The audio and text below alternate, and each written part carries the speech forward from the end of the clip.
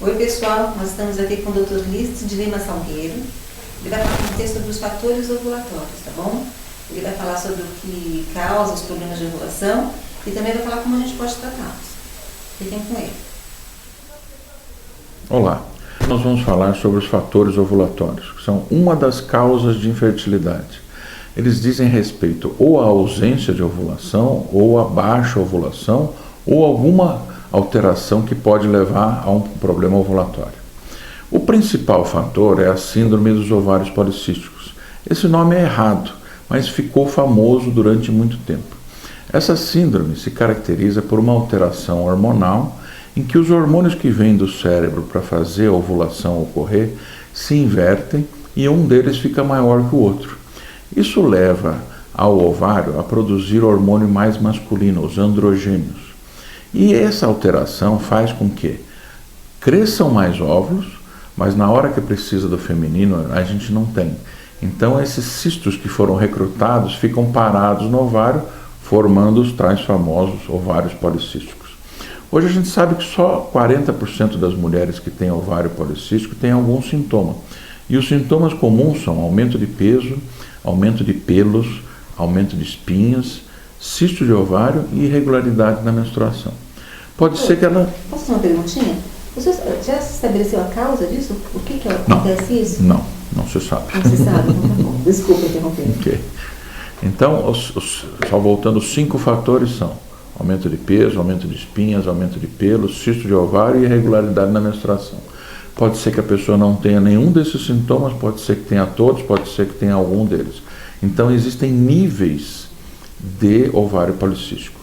Não se sabe exatamente a causa, mas recentemente descobriu-se que uma fase do metabolismo do ovário policístico é similar à diabetes tipo 2, criando uma resistência à insulina ou algum provocaria o outro. Isso levou à descoberta de que se você usar um remédio para diabetes, que é a metformina, ela pode ajudar a estabilizar esse ovário e fazer com que ele ovule melhor. Então é usado hoje até por dermatologistas que estão tratando acne, a metformina para ajudar a estabilização do ovário. Normalmente, se for a única causa de infertilidade, só isso resolve. Agora, se tiver algum outro fator, vai precisar fazer algum outro tipo de tratamento. Nos casos mais graves, a gente tem outros fatores que podem levar a uma alteração na ovulação. Hoje tem uns casos genéticos. Então, existem doenças genéticas ou alterações genéticas mínimas que levam a uma alteração na ovulação, como a síndrome do cromossomo, o X frágil, que se chama, que dependendo do defeito genético, quantas vezes ele é replicado, a paciente pode não ter nada, pode ser portadora ou pode apresentar um problema genético. Esses casos levam à gravidez, à menopausa precoce, e podem levar a alterações ovulatórias. Menopausa precoce, além desse, pode ser uma programação genética do organismo, fazendo com que ele ovule menos.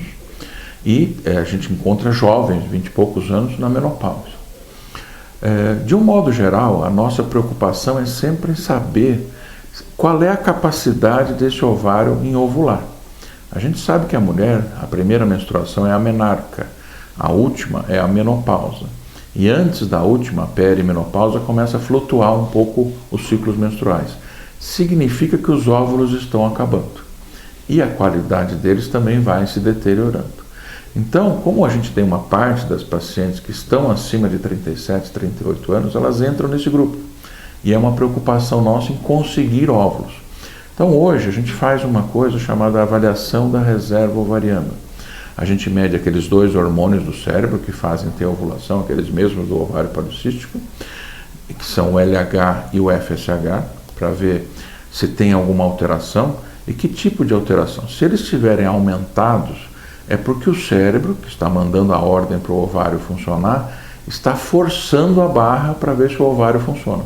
Quem para de funcionar é o ovário.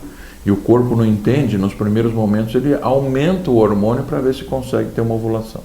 Isso já é um indício de que o ovário está entrando em falência e vai parar de funcionar. O segundo hormônio chama-se antimileriano. É um hormônio produzido pelas células do ovário o tempo todo e ele mais ou menos nos dá um cálculo de quantos óvulos ainda tem em funcionamento no ovário. ou seja, se ela teria uma capacidade de ovulação. Ele é medido no sangue e a gente tem uma tabela para mostrar por idade qual seria a dosagem ideal e se ela tem condições de ovular. Isso é decisivo para a gente partir para um tratamento ou não. O terceiro exame é a contagem de folículos basais. Então a gente faz um ultrassom e vê no ovário, logo no início do ciclo, quantos óvulozinhos ele já tem ali querendo crescer. Essa contagem é que vai nos dar uma ideia. Se não tiver nenhum, a chance é mínima. Se tiver um, até 4, é uma chance razoável. Mais de 4 folículos, ela tem uma chance boa de ovulação. Então, somando esses 3 exames, a gente tem uma avaliação dessa reserva ovariana e se vai valer a pena ou não fazer algum tipo de tratamento.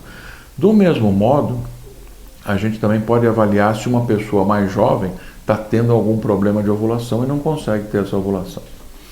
Normalmente, para conseguir uma ovulação, a gente tem que fazer uma técnica de indução da ovulação, que tem desde a mais simples até a mais sofisticada. As mais simples são algumas medicações que a gente usa ou para enganar o cérebro, que é uma delas que gruda no cérebro, o cérebro pensa que não tem hormônios no corpo e aumenta a secreção do hormônio, solicitando mais ovulação. Outras agem direto no ovário, já provocando essa ovulação. E nos ciclos mais sofisticados, que são na fertilização in vitro, a gente tem que interromper o ciclo, bloquear, porque daí o médico é que determina como vai ser a ovulação através das medicações. Aí se usa uma dose maior para ter mais óvulos e é controlado mais especificamente essa ovulação para se obter o sucesso e obter mais óvulos.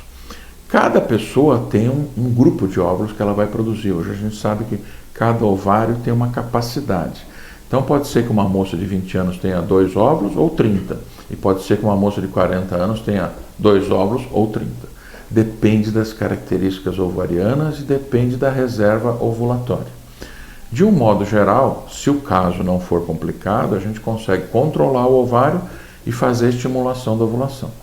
Mas as que têm acima de 37 anos têm menos óvulos. Para você ter uma ideia, uma paciente com 15 anos tem 400 mil óvulos. Com 37 ela tem 25 mil. Com 40, 13 mil. 45, 5 mil. Até acabar.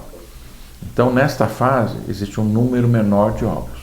E a qualidade dos óvulos piora com a idade. Com 25 anos, de cada 10 óvulos produzidos, 2 têm alguma alteração. E com 40, de cada 10 óvulos, 8 têm alguma alteração. Então, a gente coloca tudo isso numa balança, tudo isso numa avaliação e vê se essa paciente tem condições de fazer um tratamento, de estimular a ovulação ou qual é o nível de reação que ela vai ter. Isso é que vai determinar se vale a pena fazer um tipo ou outro de tratamento. Também existem outros fatores que podem alterar a reserva ovariana e que são externos, ou seja, por exemplo, uma cirurgia de um tumor, de um cisto ovariano, pode retirar tecido do ovário, diminuindo a sua capacidade de ovulação. Do mesmo modo, a endometriose, que é uma doença específica, e vocês vão depois ter alguma outra palestra, algum outro colega falando sobre isso, dependendo do tamanho do cisto que ela forma, ela também ocupa espaço e na retirada desses cistos são retirados tecidos em volta do ovário que levam a uma diminuição da produção ovulatória, digamos assim, da reserva ovariana. Hoje, no último trabalho agora publicado na Alemanha, no último congresso, mostra que uma segunda cirurgia tira até 75% da capacidade ovulatória daquele ovário.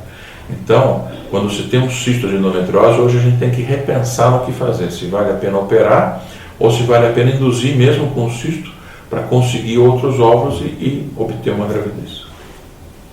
Em resumo, nós podemos falar para as pacientes que se houver alteração no volume da menstruação, para menos ou para mais, no tempo do ciclo menstrual, para menos ou para mais, ou mais de uma menstruação por mês, ou alguma coisa assim, ou o aparecimento dos sintomas que nós falamos de ovário policístico, procurem ajuda médica, em que idade for, querendo ou não engravidar, porque isso pode ser corrigido com medicações e evitar problemas futuros de fertilidade.